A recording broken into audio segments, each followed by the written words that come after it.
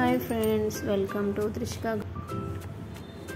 ఈ మష్రూమ్ మసాలాకి కావాల్సినవి కొంచెం అల్లం అండ్ కాజు అండ్ దాల్చిన చెక్క, ఒక 2 లవంగాలు, 2 యాలకులు అండ్ ఆనియన్, టమాటా కూడా వేసేసుకొని మెత్తటి పేస్ట్ లాగా చేసేసుకున్న తర్వాత మనం మళ్ళీ కడాయిలోనే ఆయిల్ పోసుకొని ఇందులో ఒక యాలకాయ, ఒక లవంగం, 2 బిర్యానీ ఆకులు, ఒక దాల్చిన చెక్క, కొంచెం సాజీరా, కొంచెం జీలకర్ర అండ్ ఆనియన్, అల్లం వెల్లుల్లి పేస్ట్ కూడా వేసేసుకొని ముందుగా గ్రైండ్ చేసుకున్న పేస్ట్ కూడా వేసేసుకొని బాగా కలిపి ఇది బాగా వేగిన తర్వాత కొంచెం పసుపు, కొంచెం ఉప్పు, ఇందులోనే కొంచెం గరం మసాలా అండ్ కొంచెం కారం వేసేసుకొని బాగా కలిపేసి కొన్ని వాటర్ పోసేసుకొని మూత పెట్టేసుకుందాం కొద్దిసేపు.